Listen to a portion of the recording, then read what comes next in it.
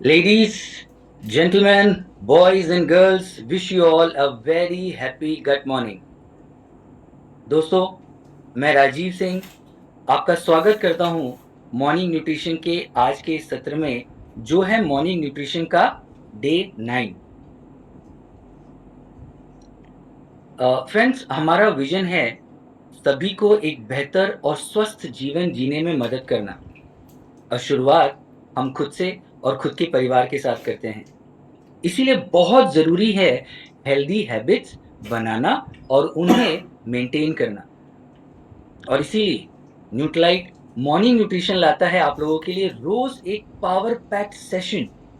हर सुबह की हम शुरुआत करते हैं कुछ इंटरेस्टिंग हेल्दी टिप्स पाके और साथ ही साथ कुछ बढ़िया नॉलेज हम लेते हैं जिसे हम अपने रोज़ाना की दिनचर्या में इस्तेमाल कर सकते हैं। और हाँ, बड़ा इंटरेस्टिंग पार्ट जो मेरा फ़ेवरेट है, recipe of the day, exercise tips. ये हमारे मॉर्निंग सेशन को बना देती है एक कंप्लीट पैकेज। नॉलेज सेशन में कल हमने जाना फैट्स के बारे में। इनफैक्ट मैं आप लोगों से कुछ प्रश्न करना चाहता हूँ। आप लोग प्लीज़ चैट बॉक्स में लिखकर ज़रूर उत्तर दीजिएगा। मैं पूछना चाहता हूँ कि क्या फैट होना और हेल्दी होना एक ही बराबर है? आप चैट बॉक्स में मुझे लिख के बताएँ, fat is it equal to being healthy? Fat होना और हेल्दी होना क्या एक बराबर है? आपको ऐसा लगता है? अगर आप ये सोच रहे हैं कि मैं ये प्रश्न क्यों पूछ रहा हूँ, मैं आपको ये प्रश्न का रीज़न भी बता देता हूँ। कई बार जब हम किसी से पूछते हैं, किसी से बात करते हैं, तो हम उनसे किस तरह से बात करते हैं? हम कहते हैं, "वही व्यक्ति ना जो थोड़ा-सा हेल्दी है, वही बिटिया ना जो थोड़ी-सी हेल्दी है।" एक्चुअली आप लोगों ने चैट बॉक्स में लिख के भेजा है नो, सभी ने लिखा है नो। फैट होना और हेल्दी होना एक बराबर नहीं होता। लेकिन जब हम किसी के बारे में बात करते हैं, तो हम उस व्यक्ति को फैट कहना पसंद नहीं करते हैं। हम क्या कहते हैं? वो थोड़ा-सा हेल्दी है, क्योंकि फैट हमें लगता है बुरा। लेकिन कल के सेशन में हमने जाना कि एक्चुअली फैट होता क्या है? किस तरह से फैट एक इम्पोर्टेंट न्यूट्रिएंट है। ये हमारे शरीर की मैं कहूँगा बैकअप बैटरी के रूप में काम करता है। हमारे शरीर में एनर्जी स्टोरेज, ब्रेन फंक्शन, हम जो न्यूट्रिशन लेते हैं शरीर में उसके बेहतर एब्ज़ॉर्प्शन, हार्मोन प्रोडक्शन, इन सभी चीज़ों में फैट एक महत्वपूर्ण रोल प्ले करता है, ये हमने कल जाना। साथ ही साथ हमने जाना डाइटरी फैट के बारे में, non essential fats, saturated fat, trans fat के बारे में। उसके अलावा अनसैचुरेटेड फैट्स हमने जाना मोनो अनसैचुरेटेड फैट और पॉली अनसैचुरेटेड फैट के बारे में। Poly unsaturated fat PUFA PUFA पूफा भी कहा जाता है। हमने जाना उसमें ओमेगा 3 और ओमेगा 6 के रोल्स। ओमेगा 3 जो हमें fish, flax seeds, chia, walnuts में मिलता है, जिसके बेनिफिट्स हैं कि हमारे हृदय को ये हेल्दी बना के रखता है, एंटी इन्फ्लेमेटरी होता है, ब्रेन फंक्शन में मदद करता है। ओमेगा 6 जो हमें मिलता है अंडों से, सनफ्लावर ऑयल, कॉर्न ऑयल से, फ्लैक्स सीड से। और इसका महत्व महत्व होता है कि ये हमारे रोग प्रतिरोधात्मक शक्ति को बेहतर बनाता है, हार्मोन सिंथेसिस में मदद करता है। और हाँ, बहुत ज़रूरी है कि इस ओमेगा 3 और ओमेगा 6 का सामंजस्य एक बढ़िया बैलेंस हो। इसका एक बढ़िया अनुपात होता है 1 यूनिट ओमेगा 3 और 2 यूनिट ओमेगा 6, जो रियलिटी में हो जाता है 1 यूनिट ओमेगा 3 और 20 यूनिट के आसपास ओमेगा 6। और इसीलिए महत्वपूर्ण रोल होता है सप्लीमेंटेशंस का, जो कि बहुत इम्पोर्टेंट होते हैं। सो कल के सेशन में हमने इस तरह से बढ़िया बहुत सारी जानकारी पाई, इसी तरह से आज भी हम कुछ इंटरेस्टिंग हेल्थ टिप्स जानेंगे, कुछ जानकारी पाएँगे, रेसिपीज़ और एक्सरसाइज़ ऑफ द डे जिसका हम फ़ायदा उठाएँगे, जो कि बड़ा एक यूनिक सपोर्ट हमें मिल रहा है इस कार्यक्रम के ज़रिए। तो चलिए, मैं आपके और आज के जो हमारे स्पीकर्स हैं, उनके बीच में ज़्यादा समय नहीं लूँगा। मैं चाहूँगा कि मैं आपको मिलाऊँ हमारे अपने फ़ेवरेट, जिन्हें हम प्यार से हमारे अपने एसआरके भी कहते हैं, उनसे। मैं आपको वापस एक बार मिलाना चाहूँगा। मैं इनवाइट करना चाहूँगा डॉक्टर श्याम रामकृष्णन, जो हैं director innovation and science India and south east Asia market. ये पीएचडी हैं university of Texas medical branch USA से। पोस्ट डॉक्टरल फेलोशिप के साथ हार्वर्ड मेडिकल स्कूल यूएसए से ये हमारे साथ रोज़ जुड़ते हैं कुछ बढ़िया बातें करने के लिए। मैं इनवाइट करना चाहूँगा हमारे इस वर्चुअल मंच पे डॉक्टर श्याम को। Doctor Shyam, over to you sir. नमस्कार राजीव एंड नमस्कार सबको मेरी तरफ से। राजीव, आपने बहुत अच्छी बात किया। अगेन आपने जो कल के बाद जो ओमेगा 3 के फूफा की, बहुत बहुत इम्पोर्टेंट। मैंने 4 साल पहले मेरा ब्लड चेक किया था वो रेशियो के लिए, और रेशियो बहुत अच्छी तरह निकल गया था। तो मुझे बहुत खुश खुश हुआ कि मेरा रेजिमेंट, मेरा हैबिट्स मुझे हेल्प कर रहा है। तो थैंक यू राजीव, इस बात में रिमाइंड, आज आज फिर से एक बात रिमाइंड करने के लिए। दूसरी बात है कि आपने हैबिट के बारे में बताया। हैबिट्स बहुत बहुत इंपॉर्टेंट है। तो मुझे दो हैबिट्स बिल्कुल पसंद है। एक है कि मेरा एक्सरसाइज, दूसरा है मेरा सप्लीमेंटेशन। तो सप्लीमेंटेशन में डाइट के साथ, सो ये दोनों मेरा हेल्थी हैबिट्स है। मैं एटलीस्ट मैं तो सोच रहा हूँ कि ये है मेरा हैबिट्स।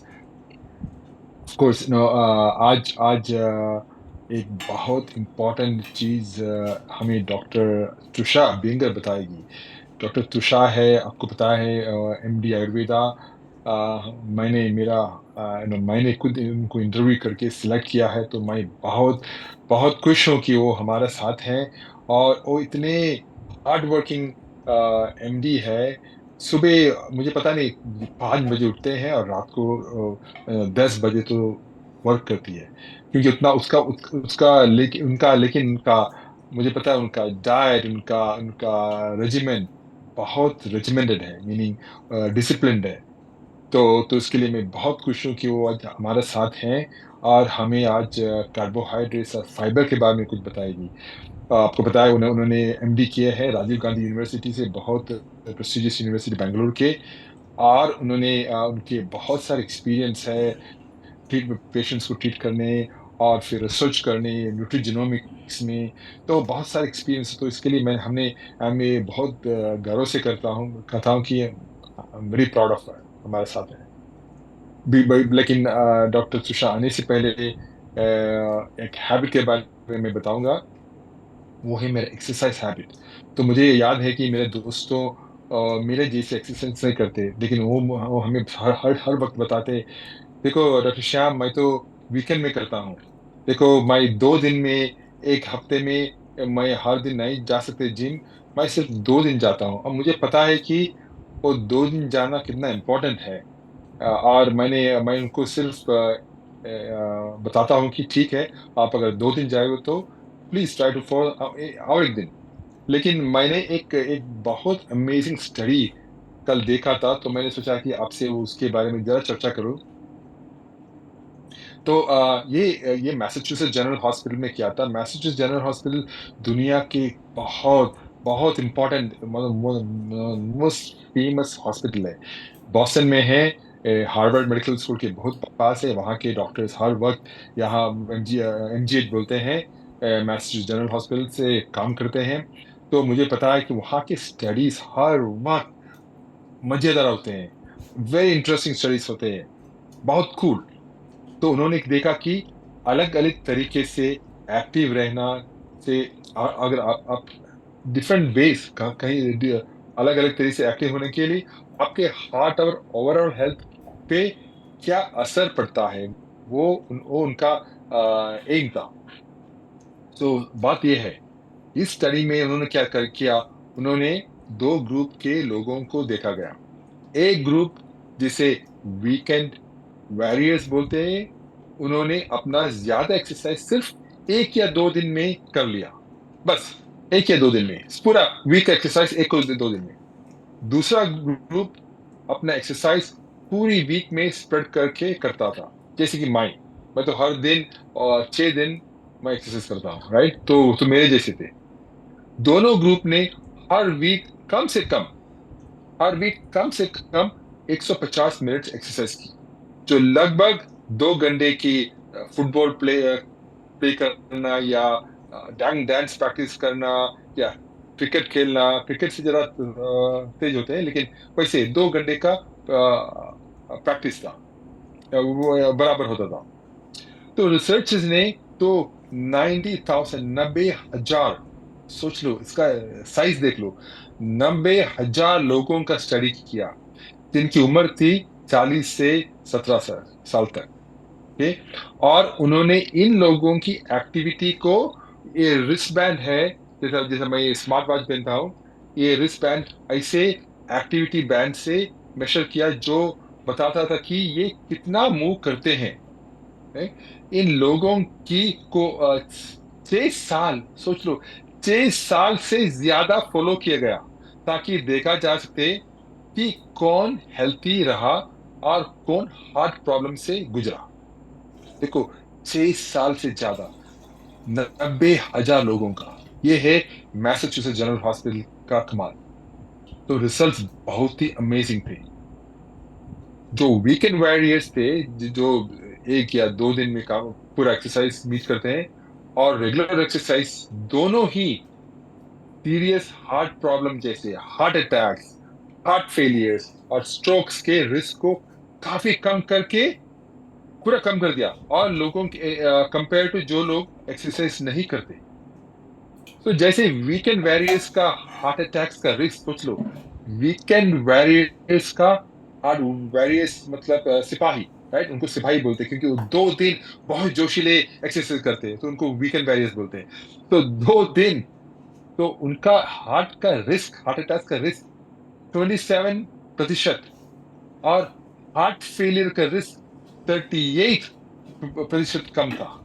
सोच लो, 27% और 38% को रेगुलर एक्सरसाइज का भी लगभग ऐसे ही बेनिफिट था। तो मैं 6 7 दिन काम एक्सरसाइज कर रहा हूँ, उन उसका बेनिफिट वही था जिन लोग 2 दिन या 1 या 2 दिन वो 150 मिनट मीट करते हैं। ओके। तो ये सारी दिखाते हैं कि अगर आप अपना एक्सरसाइज पूरी वीक में स्प्रेड करते हो या वीकेंड में पैक करते हो, फर्क नहीं पड़ता। राइट। जो इंपॉर्टेंट है वो है कि एक्टिव रहना और मूव करना, बस वही इंपॉर्टेंट है। राइट। तो चाहे आपको स्पोर्ट्स पसंद हो, डांस पसंद हो, क्रिकेट पसंद हो, बाइक राइड, या फ्रेंड्स के साथ भागना, बस एक्टिव रहो। राइट। एक्टिव रहना आपको हेल्थी और स्ट्रांग रखता है, और फ्यूचर में आपके हार्ट को बहुत अच्छी तरह से प्रोटेक्ट करता है। तो याद रखो, एक्टिव रहना मजेदार भी है और आपके लिए बहुत अच्छा है। तो जो आपका पसंद है वो करो और मूव करते रहो। आपका फ्यूचर सेल्फ सिर्फ आपको थैंक यू बोलेगा, हर दिन थैंक यू बोलेगा। आपका फैमिली बोलेगा आपको थैंक यू, आपकी चिल्ड्रन बोलेंगे आपको थैंक यू, आपके ग्रैंड किड्स बोलेंगे आपको thank you. Thank you for listening. तो यही था मेरा आज का सोच टीम।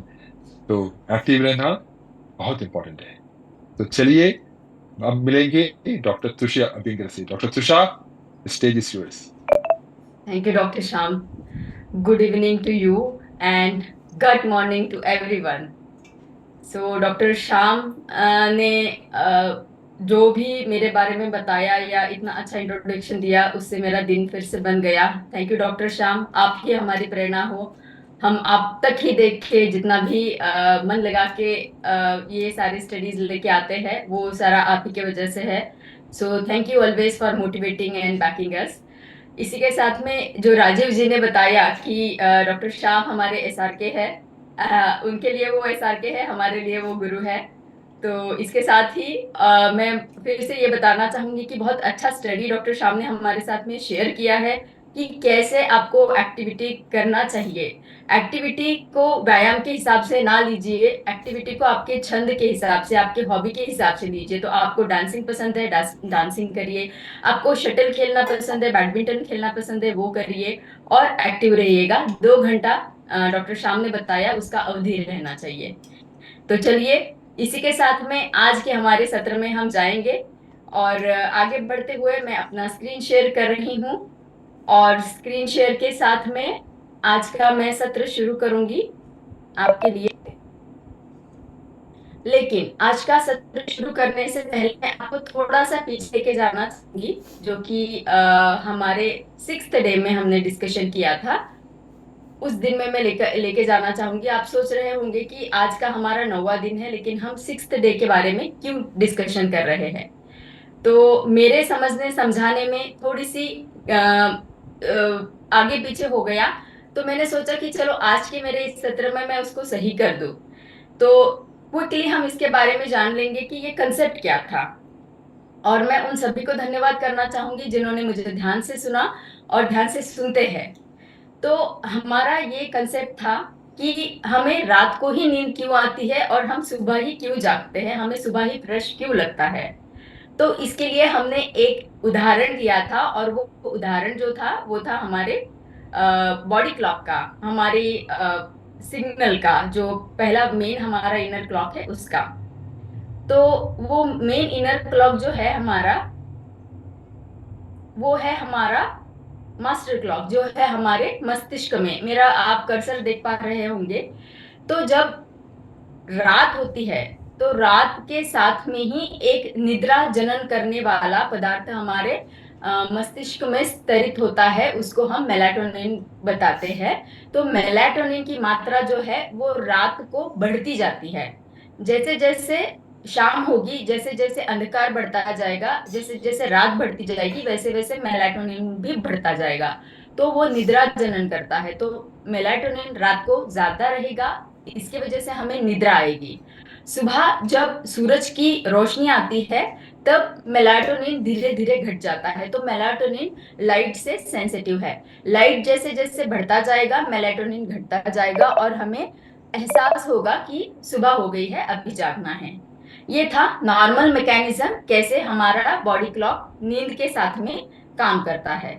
अब जानेंगे कि कैसे ये जो बॉडी क्लॉक हमारा है, जब हम ब्लू लाइट का उपयोग करते हैं, जैसे स्क्रीन टाइम हमारा बढ़ जाता है, तो इसके ऊपर क्या एक्शन होता है। अभी मेलाटोनिन निद्राजनक है, तो वो रात के समय में जो है, रात के समय में उसको बढ़ना चाहिए और सुबह के समय में घटना चाहिए। अब क्या हो जाता है कि समझ लीजिए रात का समय है और आपने लाइट्स ऑन रखे हैं, स्क्रीन आपका ऑन है, तो क्या हो जाएगा, मेलाटोनिन जो है निद्रा जनन करने वाला, उसको अभी भी ये चेतना मिलती रहेगी कि ये सुबह का टाइम है। तो क्या हो जाएगा, मेलाटोनिन की मात्रा कम हो जाएगी, सप्रेस हो जाएगी। सप्रेस होते-होते वो दिन का जैसे एक्टिवनेस रहता है, वो वाली फीलिंग हमें देगी और हमारी नींद को उड़ा देगा। तो ये ब्लू लाइट या स्क्रीन का एक्सपोज़र रात के समय में हमारी नींद को डिस्टर्ब करेगा, हमारी स्लीप वेक साइकिल को डिस्टर्ब करेगा। तो इसीलिए हमें रात के समय में स्क्रीन का एक्सपोज़र को कम करना है। तो ये था एक कांसेप्ट जो मैं आपसे शेयर करना चाह रही थी। तो इसी के साथ में हम शुरू करेंगे हमारा आज का सत्र। और आज का सत्र जो है हमारा, वो है कार्बोहाइड्रेट्स। और कार्बोहाइड्रेट्स में हम जानने वाले हैं 2 चीज़ें, कार्बोहाइड्रेट एंड डाइटरी फाइबर। उनका रोल हमारे बॉडी क्लॉक के ऊपर कैसे होता है। तो चलिए शुरू करेंगे। और आज का 9वाँ दिन है, जैसे राजीव जी ने बताया, और जैसे मैंने बताया कि 21 दिन का तोहफ़ा है आपके लिए। 9 दिन बीतने आ रहे हैं, बहुत जल्दी-जल्दी गए हैं और आज के दिन में भी आपके तोहफ़े का एक लेयर हट रहा है और उसमें आज हम बहुत सारी जानकारी लेने वाले हैं। तो हम एक्टिव रहिएगा, चैट बॉक्स को यूज़ करिएगा, बहुत सारे क्वेश्चन हैं आपके लिए। तो हम शुरू करते हैं आज का सत्र।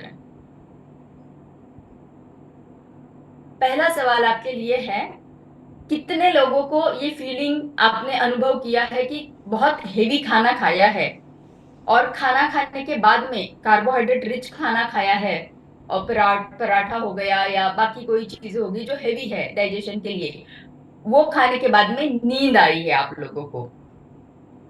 कितने लोगों ने ये अनुभव किया है कि खाना खाने के थोड़ी देर पहले नींद आती है। और अगर किसी को उसका कारण पता हो, तो एक शब्द में अगर आप चैट बॉक्स में लिखेंगे, तो हमें अच्छा लगेगा कि खाना खाने के बाद में थोड़ी देर के बाद में बहुत नींद आती है और वो नींद की इंटेंसिटी जो है वो निर्भर करती है कि किस तरीके का खाना हमने खाया है। तो आंसर आने शुरू हो गए हैं। सब लोग बोल रहे हैं कि यस, हमने सभी ने अनुभव किया है कि नींद आती है। तो चलिए जानते हैं उसके पीछे का साइंटिफिक रीजन क्या है कि क्यों नींद आती है। ठीक है, तो आप समझ लीजिए कि एक खाना है, थाली है जो बहुत ही रिच है, कार्बोहाइड्रेट से भरा पूरा है, और उसको हमने खाया। अब जब बहुत सारा खाना हमने खाया तो क्या हो जाता है, शरीर के तरफ शरीर शरीर को लगता है कि एक बहुत बड़ा काम आया है, तो शरीर जो है अपना सारा ब्लड का फ्लो है, रक्त का अभिसरण जो है वो हमारे स्टमक के तरफ दे देता है, पेट की तरफ दे देता है। जब पेट की तरफ दे देता है तो क्या हो जाता है कि सारा ब्लड फ्लो ब्रेन से कम होते हुए पेट की तरफ ज्यादा चला जाता है। अब ब्रेन जो है, ब्रेन को बहुत ज्यादा मात्रा में ऑक्सीजन की जरूरत रहती है एक्टिव रहने के लिए, अलर्ट रहने के लिए। अब जब ब्रेन में वो ऑक्सीजन और ब्लड की मात्रा धीमी हो गई है, बंद नहीं हुई है, स्लो डाउन हो गई है, स्लो डाउन होते होते क्या हो जाता है, हमें एक थोड़ी सी थकान सी नहीं बोल सकेंगे हम, एक लिथार्जी सी फील होती है, एक डल सा फील होता है और नींद आना शुरू हो जाती है। तो ये कारण है कि क्यों हम लोग जब हेवी खाना खाते हैं तब हमें बहुत नींद आती है, उसको थोड़ा कालावधि लगता है जब ब्लड का फ्लो हमारे पेट की तरफ जाता है। तो इसी के साथ शुरुआत करते हुए हम जानेंगे कि हमारे जो मैक्रोन्यूट्रिएंट है, जो है कार्बोहाइड्रेट, प्रोटीन, फैट, इनका हमारे शरीर के ब्लड ग्लूकोज के ऊपर कैसे परिणाम होता है। तो कार्बोहाइड्रेट को आप देख पा रहे हो जो ग्रीन कलर का है, हमने कार्बोहाइड्रेट से भरा पूरा खाना खाया और खून में चीनी की मात्रा जो है वो एकदम से बढ़ गई है। अब एकदम से बढ़ गई है तो क्या होता है, एकदम से बढ़ गई है, उसका कंपैरिजन अगर हम करेंगे तो प्रोटीन जो है हमें धीमी गति से एनर्जी दे रहा है, और ब्लड में जो ग्लूकोज की मात्रा है उसको धीमी गति से रिलीज कर रहा है, और फैट उससे भी ज्यादा धीमी गति से दे रहा है। तो इससे क्या पता चलता है कि अगर हम कार्बोहाइड्रेट ज्यादा खाते हैं या कार्बोहाइड्रेट रिच खाना खाते हो तो हमारे शरीर में जो शुगर की मात्रा है वो एकदम से बढ़ जाती है, ज्यादा बढ़ जाती है। तो ये अच्छा है कि बुरा है, इसके लिए भी एक आपके लिए सवाल है कि अगर ये अगर हमें पता चलता है तो क्या हमें कार्बोहाइड्रेट्स को अवॉइड करना चाहिए। आपका क्या मत है इसके ऊपर? फटाफट चैट बॉक्स को यूज करिए और बताइए कि अगर कार्बोहाइड्रेट हमारे ब्लड में चीनी की मात्रा को एकदम से बढ़ा देता है तो क्या कार्बोहाइड्रेट को अवॉइड हमें करना है, कार्बोहाइड्रेट लेना बंद करना है, हाँ या ना, में आप जवाब दे सकते हैं।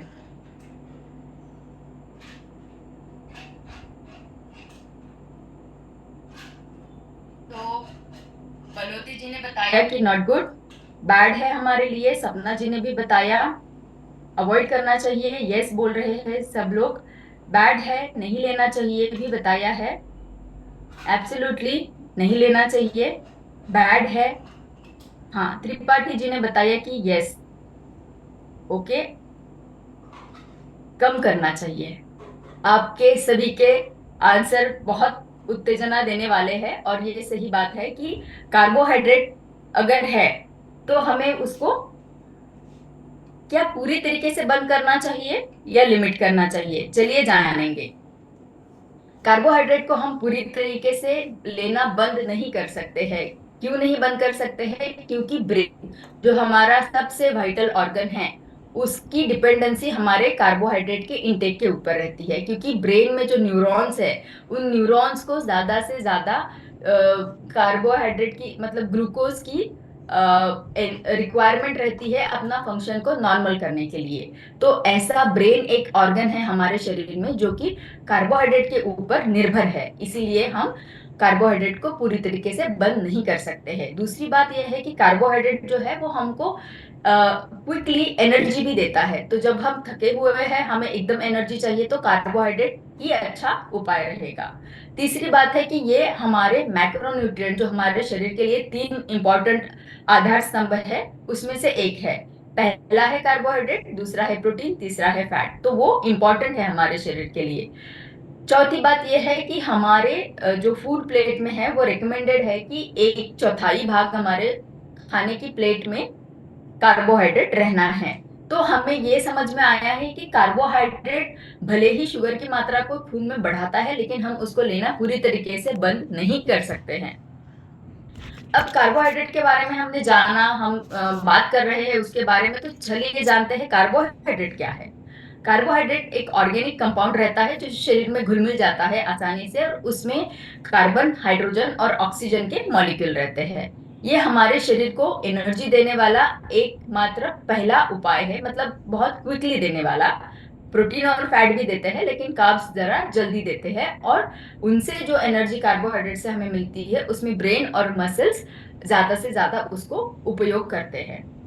और ये बात तीसरी है कि जो कार्बोहाइड्रेट है उसमें शुगर्स, फाइबर्स और स्टार्चेस भी रहते हैं। तो ये इन शॉर्ट हो गया कार्बोहाइड्रेट क्या है, ये हमने यहाँ समझ लिया। आगे चलते हैं। ये स्लाइड मैं आपको एक्सप्लेन करना चाहूंगी, लेकिन इससे पहले आप अगर टाइटल पढ़ते हो और टाइटल पढ़ने के बाद में आपके माइंड में एक मैकेनिज्म आता है जो हमने पहले भी डिस्कशन किया है, उसका नाम अगर आप चैट बॉक्स में डालेंगे तो मुझे समझ में आएगा कि आपको पहले वाले सत्र में हमने जो इंफॉर्मेशन दी है वो याद है या नहीं। फ्यूल आवर बॉडी, हमारा एक एग्जाम्पल था कार का, हमने दिया था, और बॉडी का दिया था।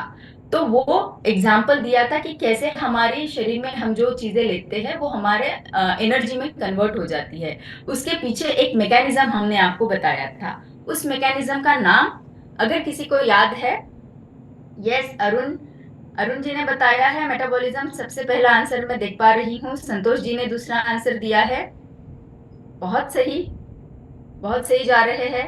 अनु जी ने बताया है, दीपक जी ने बताया है, सतिंदर जी ने बताया है, यस चंद्रा जी ने बताया है, प्रार्थना नायर, ठीक है। तो बहुत सारे, राम सागर जी, यस, नीलोबा जी, बहुत सारे आंसर आ रहे हैं। खुशी हुई मुझे ये जान के कि जो भी हमने आपको इंफॉर्मेशन पहले दिया है वो आप सभी को याद है।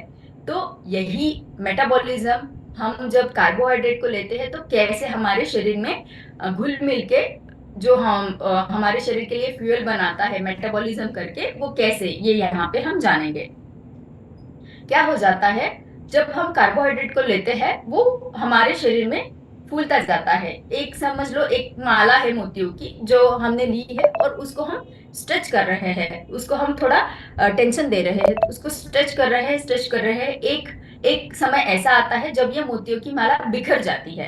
अब जब बिखर जाती है तो क्या हो जाता है, पेट से वो निकल के एब्सॉर्ब, और ये है हमारा ब्लड स्ट्रीम। तो ब्लड स्ट्रीम के अंदर है, घुल मिल गई है, वो अभी एब्सॉर्ब हो जाती है ब्लड स्ट्रीम में, और ग्लूकोज के फॉर्म में सेल्स में जाना शुरू कर देती है। और सेल्स में ग्लूकोज कैसे जाता है, इंसुलिन के मदद से। तो वो एंटर कर रहा है हमारे सेल्स में, क्योंकि उनको एनर्जी देनी है, सेल्स को एनर्जी देनी है अपना काम करने के लिए। अब अगर आप एक्सरसाइज करोगे तो ये जो ग्लूकोज शरीर में आया है, सेल्स में आया है, ये यूज होता जाएगा। अगर आप एक्सरसाइज नहीं करोगे तो क्या करेगा शरीर, एनर्जी को स्टोर करता जाएगा फैट के फॉर्म में, ठीक है, क्योंकि वो बाद में हमें यूटिलाइज होगा। तो ये हमने समझा कि कैसे हमारा कंजम्पशन कार्बोहाइड्रेट का शरीर में हमको एनर्जी देता है, और कैसे उसका हम उपयोग कर सकते हैं। अब जानेंगे कि कार्बोहाइड्रेट के क्या प्रकार है। जैसे मैंने बताया कि सिंपल कार्बोहाइड्रेट आप समझोगे तो एक जैसे से मोतियों की माला है, तो उसमें अलग कुछ नहीं है, वो ब्रेक करना थोड़ा आसान हो जाता है।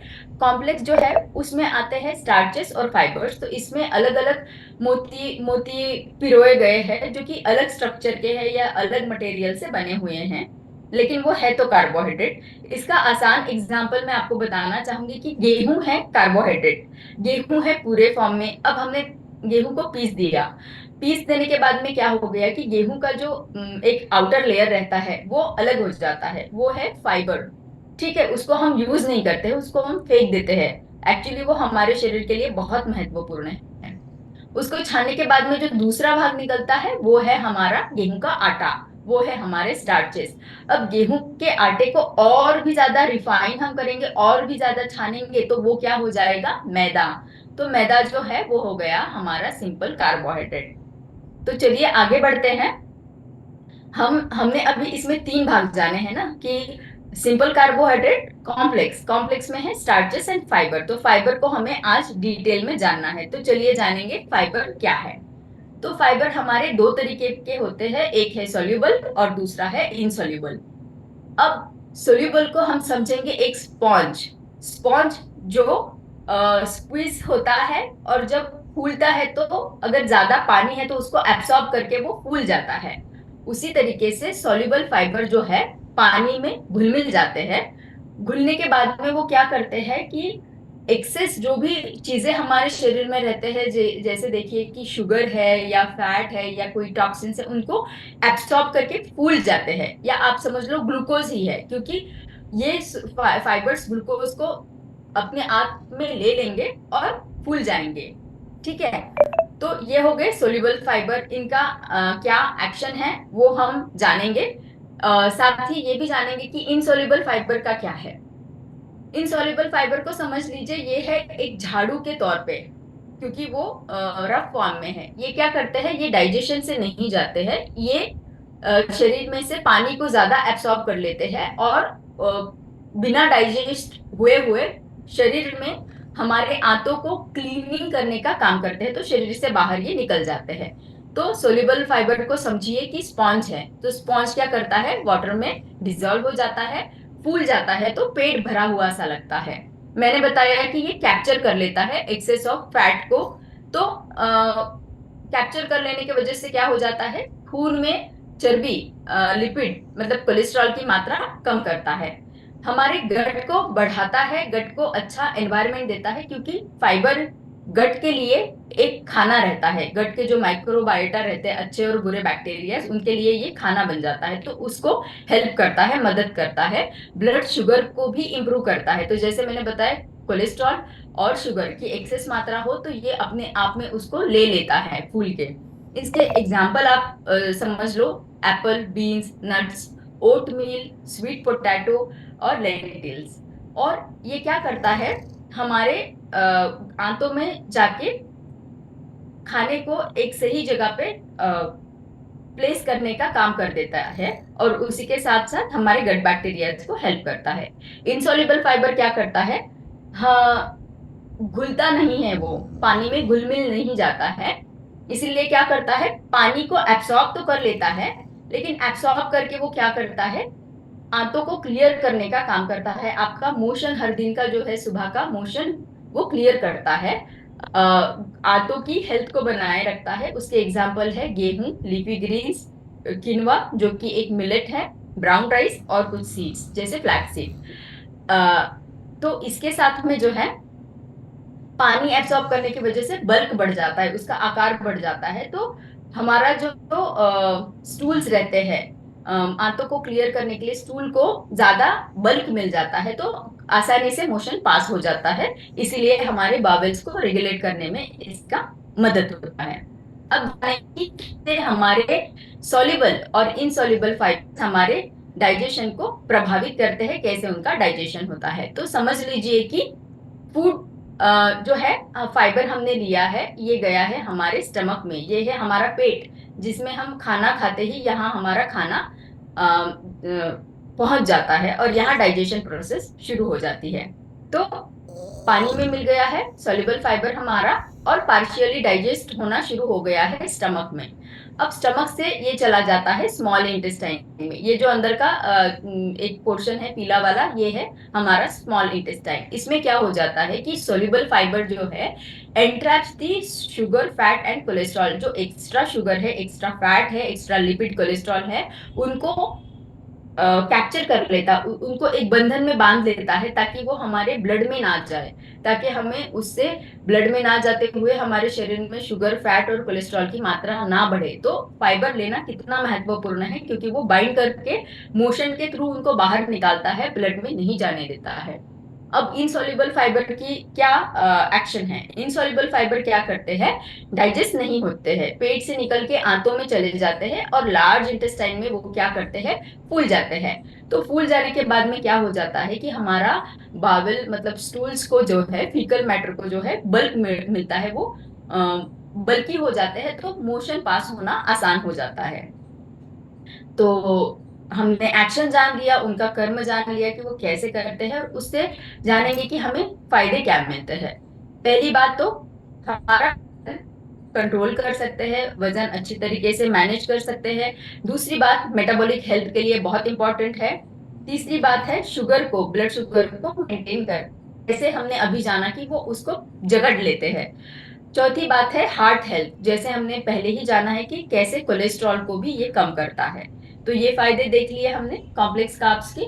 अब जानेंगे कि फाइबर हमारे आंतों को कैसे मजबूत बनाता है। तो मैंने बताया कि दो तरीके के बैक्टीरिया रहते हैं, गुड एंड बैड। तो गुड वाले हमारे फ्रेंड रहते हैं, हम उनको गट माइक्रोबायोम बताते हैं, लेकिन ये दोनों भी प्रेजेंट रहते हैं। अब इनमें से गुड बैक्टीरिया जो है उनको हमें बढ़ाना है, तो उनको बढ़ाने के लिए फाइबर क्या करता है, फाइबर उनका खाना बनता है, बैक्टीरिया का खाना है फाइबर।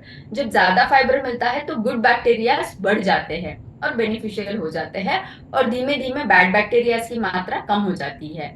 और जैसे मैंने बताया कि ये आंतों को क्लियर करता है फाइबर, तो आंतों को जब अब क्लैरिटी मिल जाती है, एक पैसेज हमारा क्लियर है, तो क्या हो जाता है, आंतों में जो न्यूट्रिएंट है वो हमारे ब्लड स्ट्रीम में एब्सॉर्ब होना शुरू हो जाते हैं। और क्या करता है फाइबर, ये जो है इंफ्लेमेशन जो है आंतों का, उनको कम करता है, कोलेस्ट्रॉल को कम करता है, और हमारे हार्मोन्स को भी बैलेंस करने का काम ये कर सकता है। बाद में जानेंगे कि फाइबर जो है कैसे, हमने अभी जाना कि जो हमारे आंतों के थ्रू टॉक्सिन्स को भी कैप्चर करता है और हमारे सिस्टम से, पेट से बाहर निकाल देता है, तो इसीलिए ये आंतों को स्ट्रांग बनाता है। अच्छा, तो मैंने तो आपको स्लाइड दिखा दी है अभी, तो भी मैं फिर से सवाल पूछना आपको चाहूंगी कि चलिए हमने अब तक तो जाना कि कार्बोहाइड्रेट्स क्या है, फाइबर क्या है, उनके प्रकार क्या है, वो कैसे हमारे डाइजेशन को प्रभावित करता है, क्या क्या फायदे देता है। तो आप अभी ये तो समझ लिया है कि कार्बोहाइड्रेट पूरा बंद नहीं कर सकते हैं, उसको लेना है, लेकिन लेना है तो क्या उसकी क्वांटिटी ही हमें देखनी है या उसकी क्वालिटी भी देखनी है? आप क्या कहना चाहोगे? क्या दोनों जरूरी है, या ओनली क्वालिटी इंपॉर्टेंट है, या ओनली क्वांटिटी इंपॉर्टेंट है? दोनों में से आप किसको चुनना चाहोगे? आप चैट बॉक्स का यूज करके मुझे बता सकते हो कि क्या जरूरी है। अच्छा, अरुण जी ने बताया कि दोनों जरूरी है, क्वालिटी और क्वांटिटी दोनों भी जरूरी है हमें लेना। ठीक है, अच्छा आंसर है। राइडर जी ने बताया है दोनों नहीं लेना है। अच्छा, both, okay, yes, both, both quality quantity दोनों जानना जरूरी है। सही जवाब है दोनों जानना जरूरी है। तो चलिए जानेंगे, क्वांटिटी से शुरुआत करेंगे, बाद में क्वालिटी के ऊपर जाएंगे। तो क्वांटिटी की बात अगर हम करते हैं, तो मात्रा कितनी रहनी चाहिए कार्बोहाइड्रेट की? तो ये जनरली देखा गया है कि जो हमारी शरीर की एनर्जी की डिमांड है, वो एनर्जी की डिमांड जो है वो कार्बोहाइड्रेट के थ्रू 50 से 55% मिलनी चाहिए हमें कार्बोहाइड्रेट के थ्रू। ये रिकमेंडेशन जो है बताया गया है। लेकिन क्या होता है, 50% हमें कार्बोहाइड्रेट से मिलना चाहिए, लेकिन हो क्या रहा है यहाँ पे, ये हो रहा है कि रियलिटी जो हमने अभी देखी है, जो भी हमें रिसर्च पेपर मिले हैं, जो भी संशोधन किए गए हैं, तो ये देखा गया है कि एक चौथाई कैलोरी इंटेक तो हमारा होल ग्रेन से हो जाता है, और एवरेज इंडियन जो है वो लगभग 47% जो है उनकी टोटल कैलोरीज जो आ जाती है वो होल ग्रेन से आ जाती है। इवन रूरल एरिया में भी 70% बस हम कार्बोहाइड्रेट का भी मतलब जो धान्य है उनका उपयोग करके, जिसमें जो कि कार्बोहाइड्रेट है, 70% हम उसी से ले रहे हैं। ठीक है, और हमारा प्रोसेस फूड से भी हम 10% ले रहे हैं।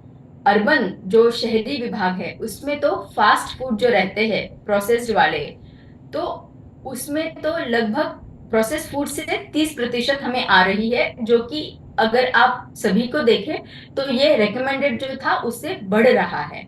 तो हम जितना बताया है उसको नहीं फॉलो कर रहे हैं, लेकिन जो गलत है उसको फॉलो कर रहे हैं। तो ये हो गया कार्बोहाइड्रेट के बारे में।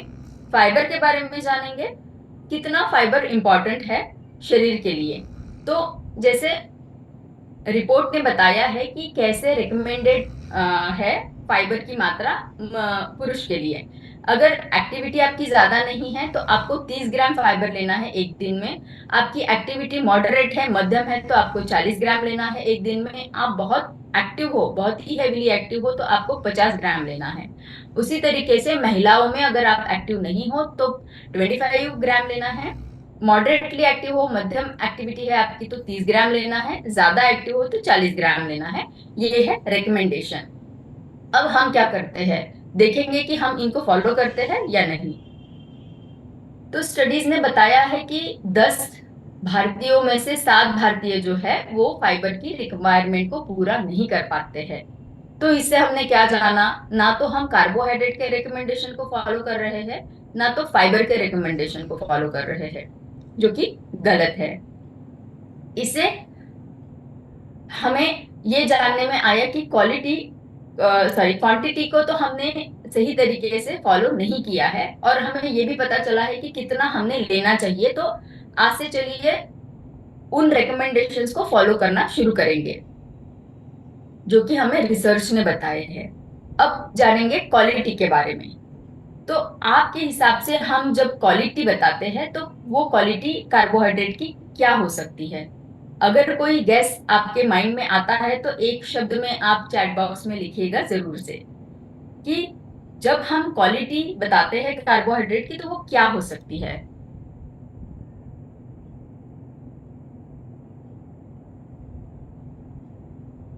अगर आपके माइंड में क्विकली कोई कंसेप्ट आता है कि क्वालिटी कार्बोहाइड्रेट क्या हो सकते हैं। कॉम्प्लेक्स कार्बोहाइड्रेट सतेंद्र जी का पहला जवाब है, बलोदी जी का दूसरा जवाब है, संतोष जी ने कॉम्प्लेक्स बताया है, कमल जी ने दोनों ही बताया है। ओके, ठीक है, चलिए, बहुत अच्छे, बहुत अच्छे। सोल्यूबल फाइबर, कॉम्प्लेक्स कार्ब्स, बहुत अच्छे। तो बहुत सही आप देख रहे हो कि क्वालिटी किस डायरेक्शन में हमें जाना है। तो जानेंगे कॉम्प्लेक्स वर्सेस सिंपल कार्ब्स क्या रहते हैं। कॉम्प्लेक्स कार्ब्स जो रहेंगे वो है लॉन्ग चेन। मैंने बताया कि मोतियों की माला है, लेकिन मोतिया जो है वो एक जैसे से नहीं है, अलग अलग है। तो वो हो गए हमारे कॉम्प्लेक्स कार्ब्स। और कंपैरिजन करेंगे सिंपल, तो वो जो है शॉर्ट रहते हैं, छोटे रहते हैं, इजीली ब्रेक डाउन हो जाते हैं हमारे शरीर में। ये लेता है लंबा समय शरीर में डाइजेस्ट होने के लिए। और सिंपल कार्ब्स बहुत ही जल्दी, जैसे कि शुगर है, जैसे कि मैदा है, बस शुगर को खा लो और एकदम से ब्लड में शुगर बढ़ गया। तो उसमें कोई फाइबर नहीं है, उसमें कोई समय नहीं लगने वाला है डाइजेशन के लिए। तो ये हो गया सिंपल, क्विकली एब्सॉर्ब होने वाला कार्बोहाइड्रेट। ये जो है हमारे ब्लड में धीमे धीमे बढ़ता है। ये क्या करता है, एकदम से बहुत ही गति से बढ़ जाता है, ब्लड का शुगर बढ़ा देता है। ये क्या करता है, धीमी गति से भी जाता है, और कॉम्प्लेक्स है तो वो शरीर में हमें फुलनेस देता है और लंबे समय तक एनर्जी भी देता रहता है। तो एक भरापन सा हमको लगता है और लंबे समय तक एनर्जी भी मिलती है। लेकिन ये क्या करता है, क्रैशिंग फीलिंग, एकदम से एनर्जी चढ़ गई है, एकदम एक्टिव लगा है, एकदम से डाउन हो गया है, से लाइक एक घंटे में, 2 घंटे में हमें लगता है कि मैं तो थक गया हूँ, फिर से मुझे कुछ खाना है। तो उसको बताएंगे जो डाउन हो जाते हैं, फटीग सा लगता है इमीडिएटली, वो है क्रैशिंग फीलिंग। बाद में है कॉम्प्लेक्स जो रहते हैं वो लेस प्रोसेस रहते हैं। सिंपल वाले हमें पता है रिफाइंड करके वो प्रोसेस होके सिंपल हो जाते हैं। इसमें फाइबर ज्यादा रहता है, इसीलिए ये हमें धीमे धीमे एनर्जी देता रहता है। इसमें फाइबर नहीं रहता है। ये क्या करता है, धीमे हमें एनर्जी देता जा रहा है, लंबे समय के लिए एनर्जी देता जा रहा है, तो हमारा परफॉर्मेंस जो है, हमारी एक्टिविटी जो है वो लंबे समय के लिए बनी रही है। लेकिन सिंपल कार्बोहाइड्रेट में क्या हो जाता है, परफॉर्मेंस जो है एकदम से तो एक्टिव लगता है, थोड़ी देर के लिए आप एक्टिव रहोगे, लेकिन बाद में आपका परफॉर्मेंस डाउन हो जाएगा। फिर क्या है, एंटीऑक्सीडेंट और विटामिन से भरपूर रहते हैं, क्योंकि ये कॉम्प्लेक्स है, उसमें अलग अलग लेयर्स रहते हैं और उनमें भी एंटीऑक्सीडेंट विटामिन रहते हैं। इनमें नहीं रहती है क्योंकि हमने सारी जो लेयर्स है, सारी जो परतें हैं वो हटा दी है। एग्जाम्पल जानने हैं तो वो है कैरेट्स, आपके ब्रेड्स जो है, white bread, banana, brown rice, ये हो गए हैं हमारे, sorry, whole grain bread, sorry. यहाँ आप फिर से समझ लीजिएगा कि कॉम्प्लेक्स का अगर हमें उदाहरण देना है तो कैरेट्स, वेजिटेबल्स में हम बता रहे हैं whole grain bread, not the white bread, ठीक है। तो होल ग्रेन का जो ब्रेड है उसमें थोड़ी मात्रा ये भी रहती है कॉम्प्लेक्स कार्ब्स की। बनाना है, ओट है, ब्राउन राइस है। ब्राउन राइस आपने देखा होगा कि एक लेयर रहता है उसके ऊपर। और उसके कंपैरिजन में सिंपल कार्ब्स के एग्जांपल देखेंगे तो केक है, शुगर है, फ्रूट जूसेस है, कि बस ले लो और इमीडिएटली आपका शुगर बढ़ जाएगा। तो क्वालिटी जब हमें जाननी है, कॉम्प्लेक्स वर्सेस सिंपल हमने जान लिया है, अब जब क्वालिटी हमें और आगे जाके देखना है तो क्या हमें जानना है। एग्जाम्पल लेंगे एक वाटरमेलन का और समझेंगे कि ग्लाइसेमिक इंडेक्स क्या है, और ग्लाइसेमिक जो कि बताता है कि कितना जल्दी हमारे रक्त प्रवाह में शुगर का स्पाइक हो जाएगा, शुगर बढ़ जाएगा, कितना स्पीड से बढ़ जाएगा, कितना गति से बढ़ जाएगा। तो उसको जो है 0 से लेके 100 तक मार्क किया गया है, जिसको हम ग्लाइसेमिक इंडेक्स बताता है, बोलते हैं। जो इंडेक्स हमें बताता है कि कोई पर्टिकुलर खाना अगर हम खाते हैं तो वो कितना क्विकली, कितना गतिशील तरीके से हमारी ब्लड शुगर को बढ़ा देगा। तो जितना ज्यादा ग्लाइसेमिक इंडेक्स रहेगा, जितना हाई रहेगा ग्लाइसेमिक इंडेक्स, 100 हाईएस्ट नंबर है, यहाँ पे हमने 80 दिखाया है, जितना हाई है वो उतना अच्छा नहीं है आपके लिए। तो क्या हो जाता है, वाटरमेलन को, पूरे वाटरमेलन को आप अगर लेते हो तो उसका ग्लाइसेमिक इंडेक्स बहुत ज्यादा है, जो कि 80 है। अब समझेंगे क्या है ग्लाइसेमिक लोड। अभी कार हमने जानी है कि जो एक स्पीड से आई है और थोड़ी ही डिस्टेंस पे जाकर रुक गई है, तो इसने क्या किया, गति तो बढ़ा दी लेकिन वो ज्यादा समय तक चल नहीं पाई है। अब ग्लाइसेमिक लोड को समझ लीजिए कि कार जो कि शुरू तो हुई है लेकिन थोड़ा लंबे समय तक जा पा रही है, क्योंकि उसमें कार्बोहाइड्रेट है, एनर्जी है। तो ग्लाइसेमिक लोड जो है वो हमें समझ में आता है, ग्लाइसेमिक ये कैलकुलेशन है ग्लाइसेमिक इंडेक्स का और कार्बोहाइड्रेट की मात्रा का, कि हम जो खाना खा रहे हैं उसमें ग्लाइसेमिक इंडेक्स उसका कितना है, कि वो कितना जल्द हमें शुगर को बढ़ाएगा और कितना दूर तक लेके जाएगा, मतलब कार्बोहाइड्रेट की मात्रा उसमें कितनी है। तो एक पूरा वाटरमेलन का ग्लाइसेमिक इंडेक्स बहुत ज्यादा है, लेकिन जब आप उसको एक पीस में लोगे, उसका बस एक पीस आप लेने वाले हो, तो वो जो सर्विंग है वो बताती है हमें कि उसका ग्लाइसेमिक लोड, मतलब जो शरीर में घुलनशीलता है उसकी, वो कम करते हुए वो जो है थोड़ा लंबे समय तक हमें एनर्जी देता है। तो ये 5 जो इसका नंबर है इंडिकेशन, ये है लो की तरफ। तो पूरा वाटरमेलन का इंडेक्स, ग्लाइसेमिक इंडेक्स ज्यादा है, लेकिन एक सर्विंग अगर हम उसका लेते हैं वाटरमेलन का तो उसका ग्लाइसेमिक लोड कम है, तो हम उसका आनंद ले सकते हैं छोटी मात्रा में लेते हुए। तो सर्विंग को हमें देखना है, एज अ होल नहीं देखना है। तो चलिए जानते हैं थोड़ा डिटेल तरीके से कि ग्लाइसेमिक इंडेक्स जो है ये मेजर है समझने के लिए कि कितना जल्द गति से हमारे शरीर में, हमारे ब्लड में शुगर की मात्रा बढ़ जाती है। और उसका रेफरेंस जो है, मतलब इसको कोई भी खाने को किसके साथ में कंपेयर किया गया है, तो उसको ग्लूकोज के साथ में कंपेयर किया गया है, कि एक ग्लूकोज का पाउडर अगर हम लेते हैं तो कितना जल्दी हमारा शुगर बढ़ता है खून में, और कोई पर्टिकुलर खाना अगर हम खाते हैं तो उस वो कितना जल्दी हमारा शुगर को बढ़ा देते हैं। तो जिसमें फाइबर रहेगा वो थोड़ा कम मात्रा में शुगर को बढ़ा देगा। तो ये जो है लो हम समझेंगे 0 से 55 तक, मीडियम ग्लाइसेमिक इंडेक्स से 55 to 69 तक, 70 से अगर ऊपर है तो वो हाई है। ग्लाइसेमिक लोड क्या है, ग्लाइसेमिक लोड हमें दोनों चीजों को बताता है, ये बताता है क्वांटिटी भी कार्बोहाइड्रेट का और क्वालिटी भी कार्बोहाइड्रेट का।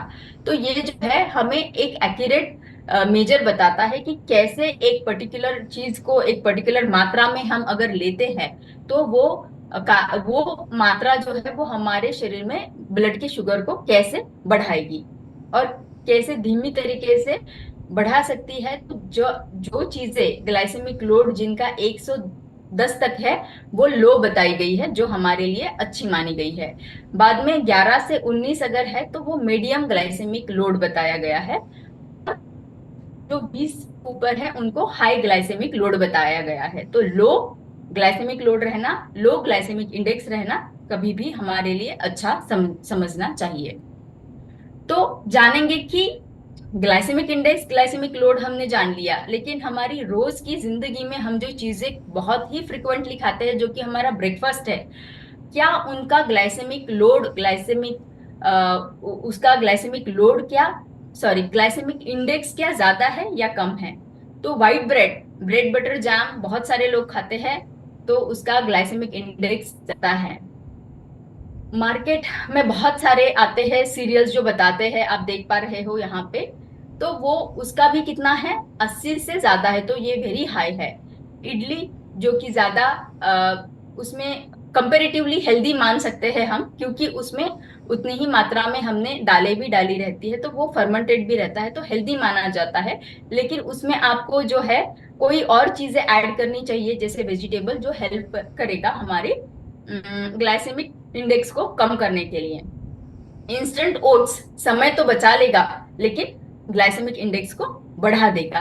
तो ये हो गए एग्जाम्पल, थोड़ा आई ओपनिंग है कि कैसे हाई ग्लाइसेमिक इंडेक्स वाला खाना हम रोज खाते हैं। तो इसको बदलने की जरूरत है, इसको मॉडिफाई और इम्प्रोवाइज करने की जरूरत है।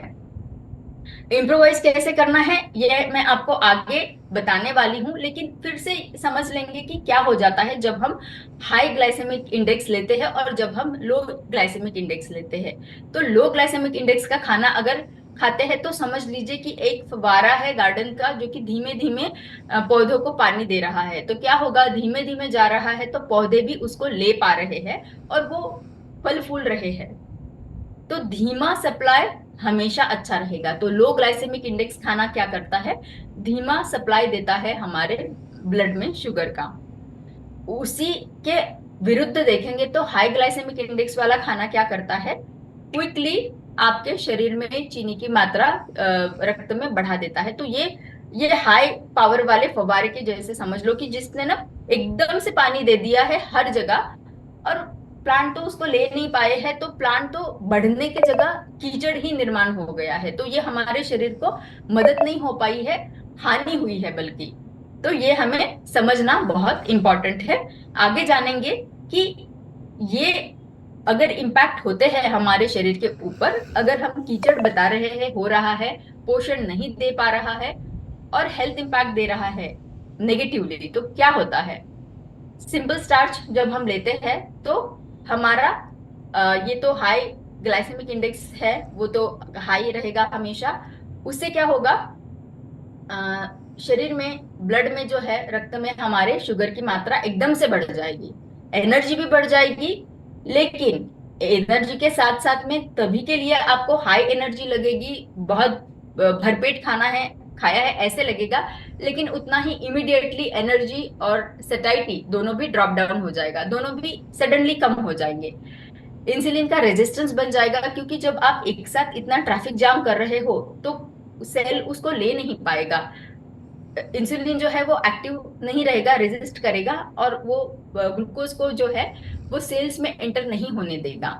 साथ ही साथ वो नेक्स्ट क्या इम्पैक्ट करता है, आपके वजन को भी बढ़ाता है, आपके फैट को भी बढ़ाता है, और आपके मसल मास को भी रिड्यूस कर देता है, मसल मास को बढ़ने नहीं देता है। और मेटाबॉलिक कंडीशंस, मतलब जैसे धीमे धीमे शुगर की मात्रा अगर ब्लड में बढ़ती जाती है तो दूसरे दूसरे मेटाबॉलिक कंडीशंस आते हैं, मेटाबॉलिज्म नहीं हो पाता है सही तरीके से, तो उसके वजह से जो भी कंडीशंस आते हैं हेल्थ के इश्यूज, उसको हम मेटाबॉलिक कंडीशंस यहाँ बताएंगे। आगे जानेंगे कि अगर ये हानिकारक है, जैसे मैंने बताया कि इस तरीके का अगर आप लेते हो सिंपल कार्ब्स या कार्ब्स जो कि रिफाइंड है, तो वो हमें नुकसान कर रहा है। तो क्या कोई तरीके हैं, अगर आपके माइंड में कोई तरीके आते हैं तो आप मुझे सजेशंस दे सकते हैं चैट बॉक्स में, और उसके बाद में मैं जो है मैं आपको बताऊंगी कि कौन से दूसरे तरीके हैं जो हमें बहुत ही फायदेमंद रह सकते हैं हमारे स्टार्चेस को यूज करने के लिए। तो आपको आपके फेवरेट फूड को कॉम्प्रोमाइज नहीं करना है, लेकिन आपको उसका आनंद भी लेना है, लेकिन कैसे हेल्दी तरीके से हम ले सकते हैं। ठीक है, चंद्रा जी ने बताया है कि कॉम्प्लेक्स कार्ब्स को अगर हम यूज करेंगे तो हम उसका आनंद भी ले पाएंगे, और सिंपल कार्ब्स को उसके बदले मतलब एक्सचेंज कर सकते हैं, उसके बदले में जहां रिप्लेस करेंगे हम कॉम्प्लेक्स को यूज करेंगे और सिंपल को रोक देंगे। वेजिटेबल्स विजयन जी ने बताया है, वेरी नाइस। वियान जी ने बताया है, वेरी नाइस। वेजिटेबल्स ऐड करेंगे, जिससे फाइबर ऐड करेंगे, प्रोटीन ऐड करेंगे, जो मीना जी ने बताया, मीना शर्मा जी ने, संतोष जी ने बताया है प्रोटीन फाइबर्स को ऐड करेंगे। ठीक है, फाइबर्स सुनील कुमार जी ने बताया है, वेरी नाइस। कोकिला जी ने बताया है, यस फाइबर को मिक्स रहेगा, कॉम्प्लेक्स। मोहनलाल जी ने बताया मिलेट्स को ऐड करेंगे, very nice, yes. So true. तो जानेंगे कि 3 मेन तरीके हैं, आपको पहले ही जवाब पता है लेकिन थोड़ा उसका साइंस मैं आपको यहाँ बताऊंगी कि 3 तरीके हैं जिससे हम हमारे मील्स को न्यूट्रीफाई कर सकते हैं। एक थोड़ा सा साइंस यहाँ पे है, आसान तरीके से मैं बताऊंगी कि क्या हो जाता है। पहला फॉर्म है, हम इसको साइंटिफिक टर्म में बताते हैं स्टार्च रेट्रोग्रेडेशन। तो स्टार्ची फूड जो है, जैसे हमारा आलू है, हमारा राइस है, हम उसको यूज करेंगे, उसका आनंद लेंगे, लेकिन कैसे? तो उसके पहले जानेंगे कि वो क्या एक्ट करता है जब हम उनको पका रहे हैं। तो आप समझ लो कि आपने आपके राइस को या आपके पोटैटो को पकाया है, तो ये हो गए हैं हीट के साथ में। जब स्टार्च के मॉलिक्यूल्स है, ग्रैन्यूल्स है, वो उसके साथ में उसका क्या रिएक्शन होता है? तो स्टार्च के जो ग्रैन्यूल्स होते हैं, जब हम उनको हीट कर रहे हैं तो वो पानी लेते हैं, लेते हैं, लेते हैं, ले रहे हैं, एब्सॉर्ब हो रहा है, फूलते जा रहा है, फूलते जा रहे हैं। तो एक ऐसा स्टेज आता है कुकिंग के टाइम पे कि वो बर्स्ट हो जाते हैं। और बर्स्ट होके क्या हो जाता है, वो जिलेटिनाइज हो जाता है, क्योंकि उसमें से मॉलिक्यूल निकले हैं, और मॉलिक्यूल निकल के जो पानी का अंश था उसको उसने थिक बना दिया है। उसको हम जिलेटिनाइजेशन बताते हैं। बहुत हम सभी को पता है कि जैसे साबूदाना है, बहुत सारे लोगों को साबूदाना पता होगा। जब हम खीर बनाते हैं तो थिक बन जाता है। कैसे थिक बन जाता है? फूलता है, बर्स्ट हो जाता है और पानी को थिक बनाता है, तो हमको खीर जो है गाढ़ी मिलती है।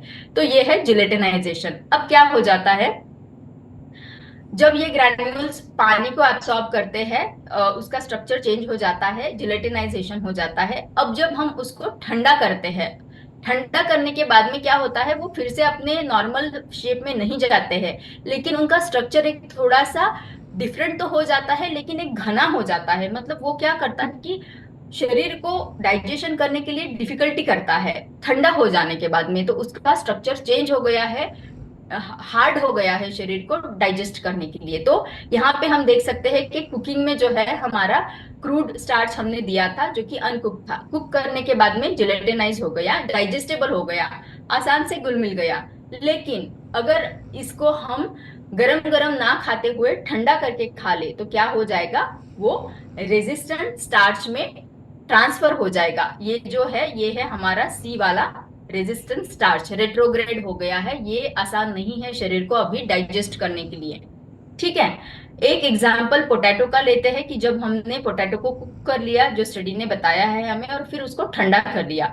अब ठंडा करने के बाद में देखा कि ये शरीर में डाइजेशन कैसे करता है, उसका न्यूट्रिशन प्रोफाइल हमें क्या बताता है।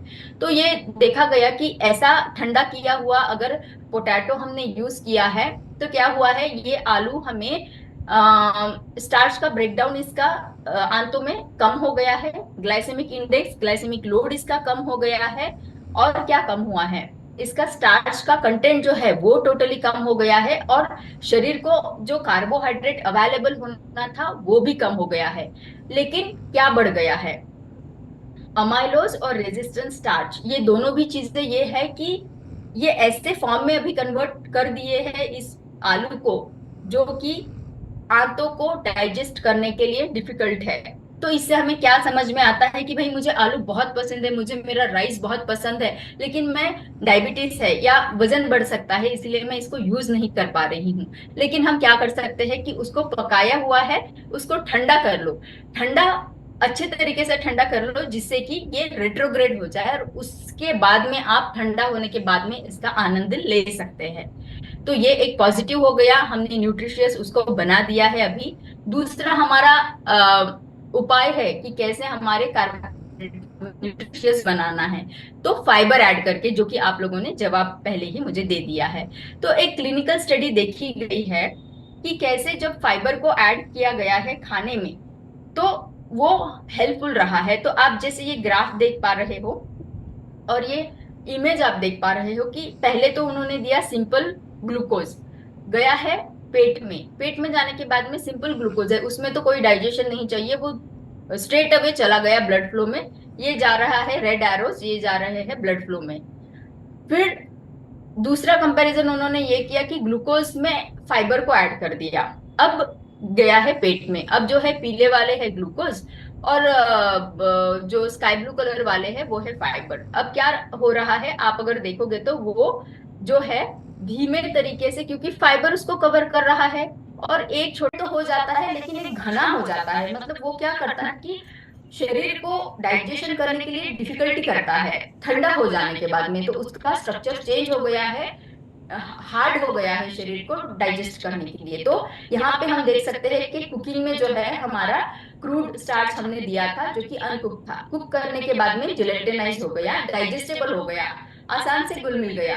लेकिन अगर इसको हम गरम गरम ना खाते हुए ठंडा करके खा ले तो क्या हो जाएगा, वो रेजिस्टेंट स्टार्च में ट्रांसफर हो जाएगा। ये जो है ये है हमारा सी वाला रेजिस्टेंट स्टार्च, रेट्रोग्रेड हो गया है, ये आसान नहीं है शरीर को अभी डाइजेस्ट करने के लिए।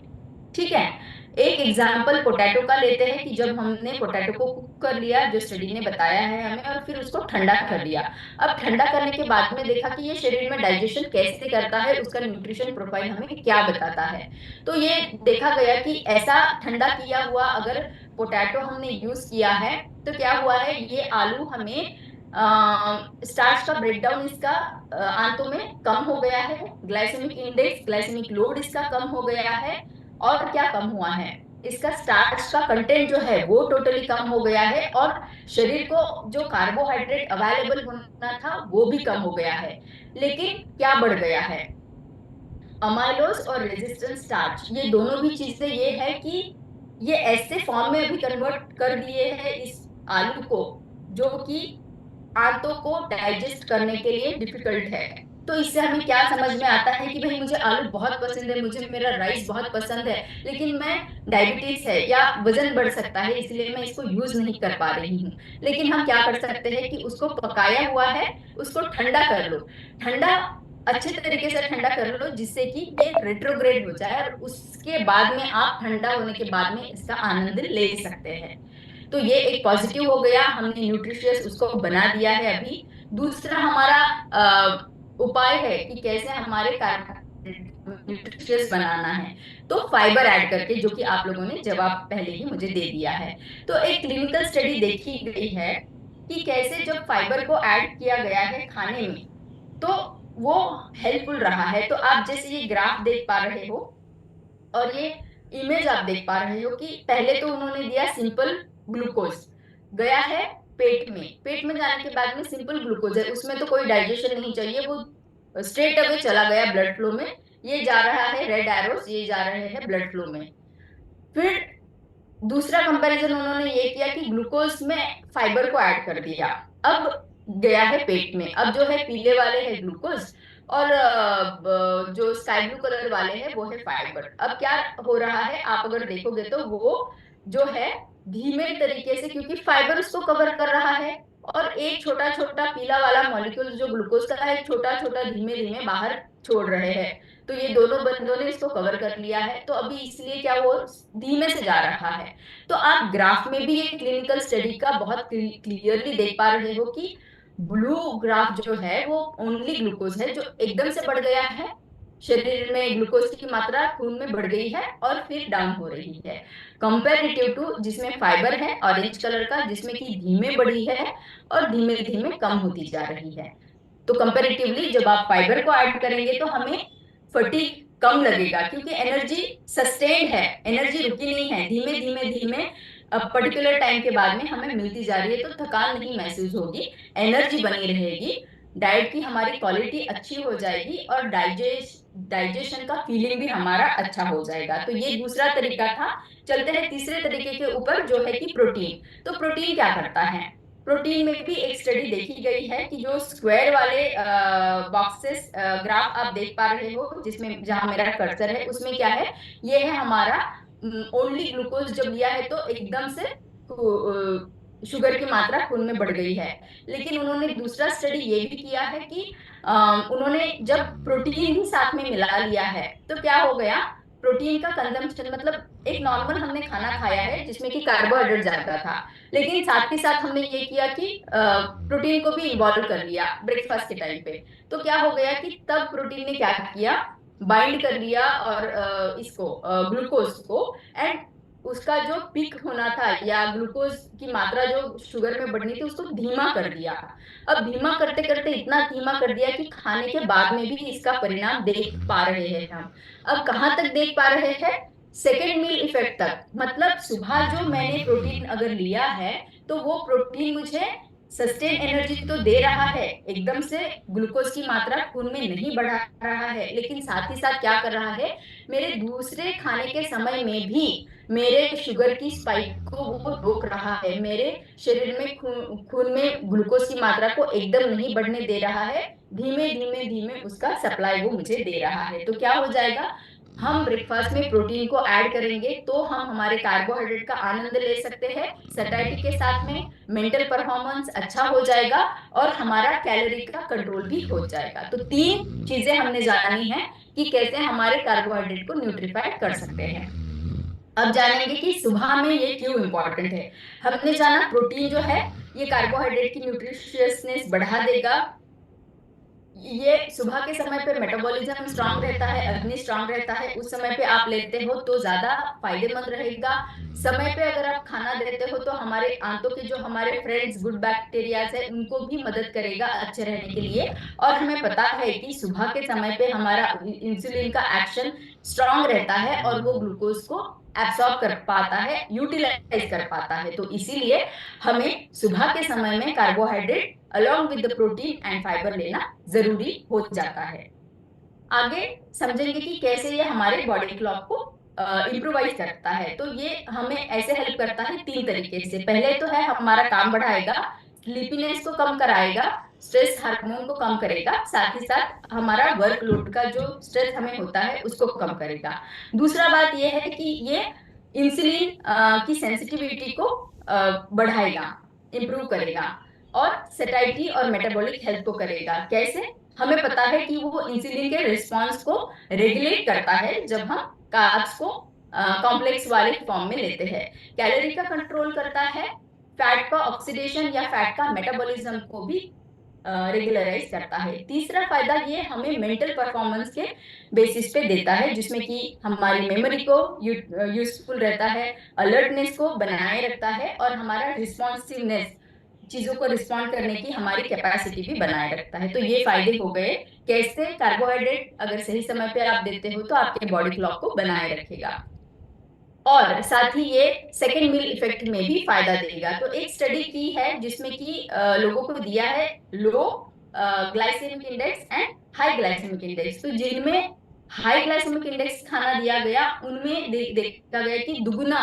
जो है ब्लड शुगर बढ़ गया, कंपैरेटिवली जिनमें लो दिया गया उनमें क्या हो गया है कि रिडक्शन जो है ब्लड शुगर का वो सिग्निफिकेंटली कम हो गया है। साथ ही साथ इसका इफेक्ट हमें दूसरे खाने तक भी मिला है, जिसमें कि आगे के खाने का ब्लड शुगर लेवल जो है वो बना हुआ देखा गया है। कैसे काम किया इसने, इसने ऐसे काम किया कि इसने ब्लड कर दिया, मतलब काट दिया शुगर का स्पाइक बढ़ने से, शुगर ब्लड में ब्लड फ्लो में उसको काट दिया तो वो वहां ब्लड हो गया। दूसरा है स्लो ग्लूकोज रिलीज करना शुरू कर दिया, इससे हमें कांस्टेंट एनर्जी सप्लाई मिलता रहा। कैलोरी का इंटेक जो है उसको भी कंट्रोल कर दिया और भरा पूरापन सा लगने लगा, तो सेटाइटी फुलनेस का फीलिंग जो है वो बनाया रहा हमारा। अब जो है बॉडी क्लॉक के हिसाब से जब देखा गया तो सुबह के समय पे जब हमने ब्रेकफास्ट में फाइबर लिया है क्योंकि वो भी कार्बोहाइड्रेट है, तो उसने क्या फायदा दिया है कि नेक्स्ट हमारा फूड का इंटेक, ये सारे क्लिनिकल स्टडीज है जो इंसानों के ऊपर किए गए हैं, तो उसमें देखा गया है कि कैसे फूड का इंटेक हमारा कम हुआ है, हमारा फीलिंग ऑफ फुलनेस सैटिस्फैक्शन कैसे बनी रही है, तृप्ति जो रहती है वो बनाई रहती है, ये ब्लड शुगर के लेवल को कैसे हमें हेल्पफुल है और कंट्रोल करता है इफेक्टिवली। और साथ ही साथ जो हमारा गैस्ट्रिक का एम्प्टिंग टाइम है, एक खाना खाने के बाद एक पर्टिकुलर समय के बाद में हमारा स्टमक जो है वो खाली हो जाता है, लेकिन उसको कैसे इसने कंट्रोल किया। अब इसी के साथ में जानेंगे कि किन चीजों को किसके साथ में हमें स्वाइप करना है ताकि हम हमारे खाने को एंजॉय करें, उसको बिना रोके लेकिन हेल्दी भी बनाएं। जैसे एग्जांपल मैं यहाँ एक्सप्लेन करूंगी, आलू परोठा को आप पनीर के साथ में, प्रोटीन है, दाल या वेजिटेबल्स के साथ में फाइबर्स है, प्रोटीन्स है, उनके साथ में अगर आप परोठा बनाओगे तो आलू परोठे के बदले में पनीर या दाल या वेज परोठा लोगे तो वो आपके लिए हेल्पफुल रहेगा। उसी तरीके से व्हाइट ब्रेड को आपको होल ब्रेड के साथ में लेना है, वड़ा पाव के बदले में आप इडली सांभर ले सकते हो, आइसक्रीम के बदले में योगर्ट, फ्रूट जूसेस के बदले में होल फ्रूट, भाई निसर्ग से अगर आया है तो एज इट इज आप ले लो इसे, तो ये चीजें होती है। अब भी जानेंगे कि फूड पेयरिंग वो भी न्यूट्रिशियस बनाता है, तो हमने जाना है कि कैसे प्रोटीन और फाइबर के साथ में मिलेगा तो हाई ग्लाइसेमिक इंडेक्स को हम कम कर सकते हैं। होल ग्रेन्स और लेग्यूम को यूज कर सकते हैं। एडिंग स्टार्ची वेजिटेबल्स, उनको हम ऐड कर सकते हैं। वेजिटेबल्स जो नॉन स्टार्ची है तो उनको ऐड करेंगे तो भी हमें अच्छा फायदा मिलेगा। लो ग्लाइसेमिक इंडेक्स वाले ऑप्शंस हमने देखना है, और हमारा कुकिंग का टेक्निक्स जो है वो हमें सही कर लेना है ताकि हम उसका आनंद ले पाए। अब जो है आपको कुछ टिप्स, आप फाइबर इंटेक बढ़ा सकते हो। आपको होल ग्रेन्स लेना है, रिफाइंड ग्रेन्स नहीं लेने हैं। आपको ज्यादा फ्रूट्स एंड वेजिटेबल्स खाने हैं, इससे फाइबर बढ़ेगा। आपको स्नैक्स में नट्स है, सीड्स है, जैसे फ्लैक्स सीड्स है, ड्राई फ्रूट्स है, उनको आपको लेना है। आपको बीन्स, लेंटिल्स, पीज, इनका उपयोग ज्यादा करना है। साथ ही साथ जैसे मैंने फ्लैक्स सीड बताया, इसका आप आपके स्मूदीज में, आपके ड्रिंक्स में उसका यूज कर सकते हो। और पानी जरूर से पीना है। जब फाइबर हम लेते हैं तो पानी पीना उतना ही जरूरी है, क्योंकि वो फूलता है। जितना पानी ज्यादा पियोगे उतना फाइबर हमें फायदा करेगा। अब समय आ गया है हेल्दी हैबिट का। तो आज का हमारा सत्र खत्म होने वाला है, लेकिन आपको ये हैबिट आज ही शुरू करनी है कि कैसे आपको आपका फाइबर रिच ब्रेकफास्ट होना चाहिए कि आपका हेल्दी टोन बना रहे पूरे दिन के लिए। इसके लिए क्या करना है, ये अगर मुझे करना है तो मुझे आज ही प्लानिंग करना पड़ेगा कि मेरा आगे वाला सप्ताह कैसा रहने वाला है। तो आगे वाले सप्ताह के लिए मुझे आज ही देखना पड़ेगा कि मुझे क्या क्या खाने में क्या क्या चीजें जमा करके रखनी है मेरे घर में। तो इसका प्री प्लानिंग रहना बहुत जरूरी है। तो आग्रह करूंगी कि ये हेल्दी हैबिट आज से ही शुरू करिएगा, आपका प्लानिंग बनाए रखिएगा। इसी के साथ में हमारा शाइन का टाइम आ गया है, तो आपको स्टार्ट करना है। सभी को थैंक यू बोलते हुए पॉजिटिविटी के साथ में आपको न्यूट्रिशन लेना है। आपका प्रोटीन ड्रिंक लेके गट मॉर्निंग करना है, सभी को शेयर करके अच्छा इंटेंट रखना है कि मैंने जो भी डेली हैबिट्स है वो मुझे कंटिन्यू करनी है। नया लर्निंग है मेरे हेल्थ के बारे में, उसको सीखने के साथ साथ मुझे आत्मसात भी करना है, उपयोग भी करना है। एक्सरसाइज जरूर से करिएगा, डॉक्टर श्याम ने बहुत सुंदर हमें स्टडी बताई है। और इसी के साथ में समय आ गया है हमारा रेसिपी ऑफ द डे का। तो मैं आपको आज रेसिपी ऑफ द डे बताना चाहूंगी। तो मैं जाती हूँ मेरे प्रेजेंटेशन के ऊपर, जो है मेरा रेसिपी ऑफ द डे।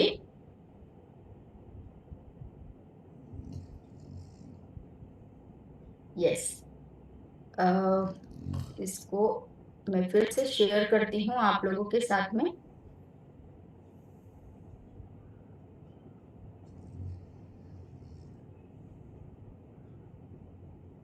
और हम जाने वाले हैं अभी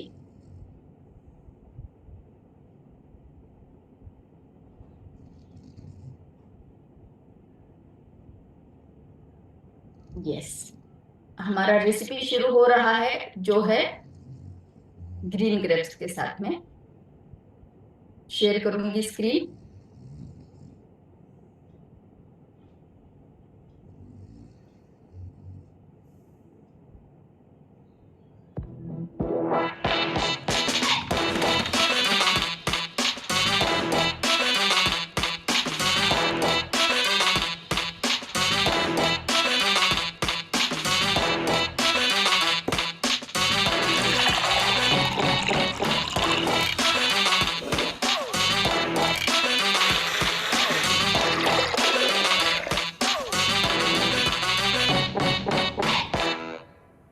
चलिए, तो बहुत ही सुंदर रेसिपी थी। मैंने जैसे अभी आपको बताया कि फ्रूट जूसेस को जो है आपको फाइबर को ऐड करेंगे तो आपके फ्रूट जूस का भी आप फायदा ले सकते हो। और आज की दूसरी रेसिपी जो है वो है हमारी मूंग दाल चीला, एक हेल्दी रेसिपी है।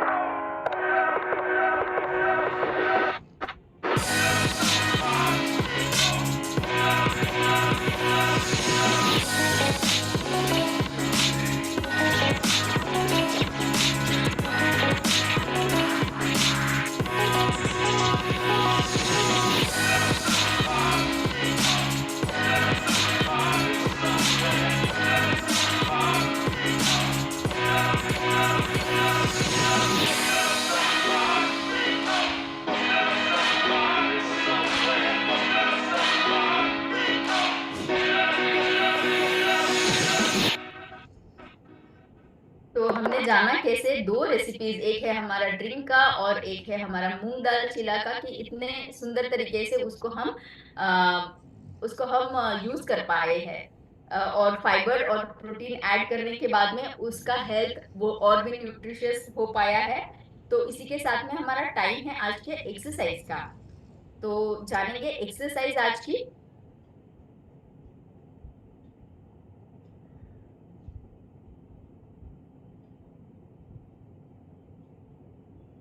मीनल के साथ। Very happy good morning everyone. और आज हम सीखने वाले हैं डेड बग। ये कोर वर्कआउट है और बहुत इफेक्टिव वर्कआउट है उन सभी लोगों के लिए जिनको कोर स्ट्रेंथ नहीं समझ आती है या जिनको समझ नहीं आता है कि कोर होता क्या है। ये आपकी वो सारी की सारी मांसपेशियां हैं जो आपके चेस्ट से लेकर आपके पेल्विक फ्लोर तक रहती हैं, और इनका वर्कआउट हम मैट पे लेट के कैसे कर सकते हैं। तो जिनको स्पाइन में इन्फ्लेमेशन रहती है, बहुत लंबा बैठने के कारण कमर में दर्द रहता है, उनके लिए बहुत ही इफेक्टिव होने वाला है। तो आइए मैट पे चलते हैं और सीखते हैं हम आज का वर्कआउट। तो आइए स्टार्ट करते हैं हम अपना आज का वर्कआउट। डेड बग के लिए आप मैट पे लेट जाएंगे, अपने दोनों हाथों को स्ट्रेट ऊपर लेकर आएंगे और अपने लेग्स को 90 डिग्री पे रखेंगे। 90 डिग्री मतलब ना तो ये नीचे गिरेंगी और ना ही इसके ऊपर आप अपने घुटनों को अंदर की तरफ लेकर आएंगे। लेग्स को भी 90 डिग्री पे, हैंड्स को भी 90 डिग्री पे। अब आप अपना opposite hand and opposite leg को पूरा खींचते हुए सीधा नीचे लेकर जाएंगे, फिर वापस सेंटर पे लेकर आएंगे, फिर ऑपोजिट हैंड और ऑपोजिट लेग को पूरा खींचते हुए नीचे लेकर जाएंगे और फिर वापस लेकर आएंगे।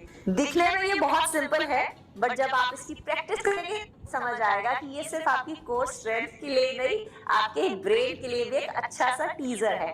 अगेन स्ट्रेच करते हुए पूरा पीछे और फिर वापस, फिर स्ट्रेच करते हुए पूरा पीछे और फिर वापस। इस तरह से आप 15 रेप्स करते हुए 3 सेट करेंगे डेड बग के।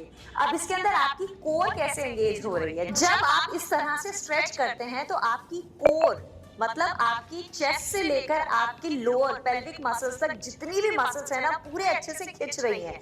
Not just the lower abs, upper abs as well. और इस तरह से जब आप वापस आते हैं और फिर वापस नीचे जाते हैं तो आपके कोर का बहुत ही अमेजिंग वर्कआउट होता है। तो वो सभी के सभी लोग जिनको ये प्रॉब्लम है कि आपका पाउच जो यहाँ पर पोस्ट प्रेगनेंसी या बियर बेली के कारण नहीं जा रहा है, तो ये वर्कआउट बहुत इफेक्टिव होने वाला है। और वो सभी लोग जो हैंड एंड लेग का कोऑर्डिनेशन एकदम से नहीं कर पा रहे हैं या फिर कमर में दर्द के कारण अभी दोनों हाथ और लेग्स को साथ मूव नहीं कर पा रहे हैं, इट्स एब्सोल्युटली ओके। आप अपने हाथ को नीचे छोड़ सकते हैं और सिर्फ लेग की मूवमेंट से इसको स्टार्ट कर सकते हैं। पूरा स्ट्रेच करते हुए नीचे लेकर जाएंगे, वापस ऊपर, स्ट्रेच करते हुए नीचे, वापस ऊपर। ये बहुत ही सिंपल है लेकिन आपकी कोर स्ट्रेंथ के लिए बहुत इफेक्टिव है। For breathing pattern in dead bug, आप सांस को भरते हुए, लंबी गहरी सांस को भरते हुए डेड बग में आएंगे, सांस छोड़ते हुए स्ट्रेच करते हुए बाहर जाएंगे, फिर सांस भरते हुए अंदर, सांस छोड़ते हुए बाहर, सांस भरते हुए अंदर, सांस छोड़ते हुए बाहर, सांस भरते हुए अंदर और सांस छोड़ते हुए बाहर। अगर आपको ये इजी लग रहा है तो एक इंटेंसिटी अप करके हम एक वर्कआउट कर सकते हैं जो है लेग रेजेस। इसमें आप अपने दोनों पाम्स को अपने हिप्स के नीचे रखेंगे, इनफैक्ट अपने लोअर लंबर स्पाइन में, मतलब अपनी रीढ़ की हड्डी जहां पर आपकी एंड होती है ना, टेल बोन, वहां पर सपोर्ट देंगे इस तरह से। और उसके बाद लेग रेजेस करेंगे। ये लेग रेजेस बहुत ही सिंपल एक्सरसाइजेस होती है बट कोर स्ट्रेंथ के लिए बहुत इफेक्टिव होती है।